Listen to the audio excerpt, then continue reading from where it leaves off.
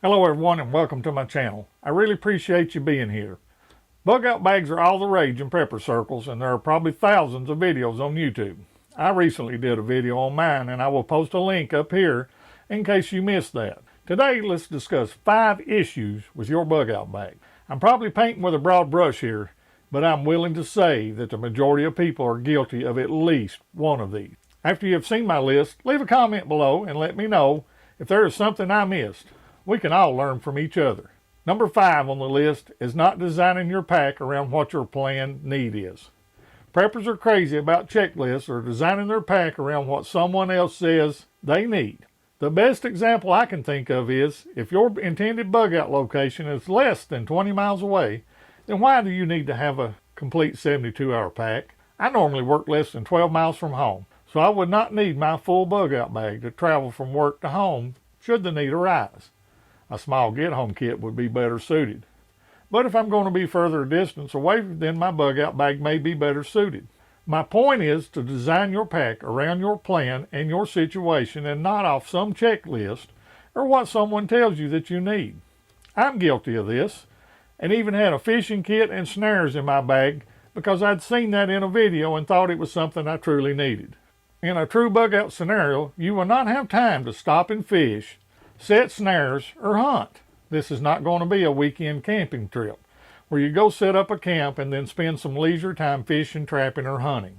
Number 4 on the list is your pack is too heavy. My current version comes in at 45 pounds. While I'm in the target range of recommendations for backpackers, I believe that I need to cut some gear to lighten that pack. Guidelines are that an individual in good health should be able to carry 20% of their body weight, so a 40-pound pack for a 200-pound person. I'm overweight and not in the best condition that I can be in, so that's something I'm going to start working on.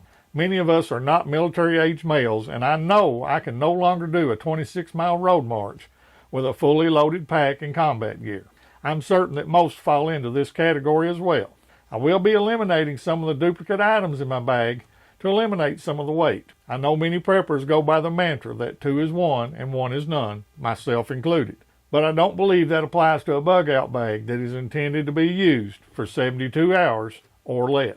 I will also be eliminating some of the nice to haves, but that are not a true necessity for a bug out bag, as the intent is to be able to get from point A to point B as quickly as possible, and it will be necessary to give up some of the tools that can make it easier. Number 3 on the list is not having additional capacity in your pack. You can see in the picture of mine that it is busting at the seams. I have no additional room to add cold weather gear, such as a coat, sleeping bags, additional clothing, or the space to place items that have been removed while walking, but will be needed when the walk ends for the day, because then you will start to chill and get cold. I will be going to a larger pack so that I have this capability, and also eliminate some of the duplicate gear to free up some space and weight. I've seen some really small packs that met all of their perceived needs, but again did not have any capacity to add items. We do not get to pick the time, season, or weather when an event occurs that might require us to grab our pack and go. Number 2 on the list is water. Water is absolutely necessary, but it is heavy and bulky. Many people swear by the water bladders, and while they are convenient for drinking while on the move, I find them difficult to get water out of for cooking or basic hygiene. Canteens are better suited for that, but have a limited capacity. However, they are better suited for use with a water filter.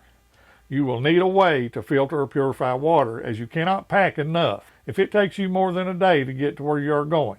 Make sure your planned routes have a water source that you can access. I am currently using a combination of canteens and a bladder, but I'm going to further evaluate this and may go to strictly canteens, depending on the situation and distance between water sources. Their number 1 issue that is wrong is you are not training, testing, and evaluating your bug out bag. I recently spent 2 different weekends going out and using my packing gear, and I learned a lot about what worked, what didn't, what was truly needed, and what I can do without. Get out and train with your gear. If you cannot go spend the night in the woods, at least sit up in your backyard and spend the night. I think you will quickly realize that you may not be as ready as you thought you were. Leave me a comment below on your thoughts. Everyone has different backgrounds and experiences, and we can all learn and improve from each other. I know the intent of my videos is to put out information that may help someone and to learn from others in the comments. I really appreciate you watching this. If you found this video helpful, then please hit the like button and share it with someone else that might find it helpful also. If you have already subscribed, thank you. I really appreciate it. And if not, please consider doing so. There will be a lot more content coming out in the future. Remember, prepare today for what may happen tomorrow, and I will see you on the next video.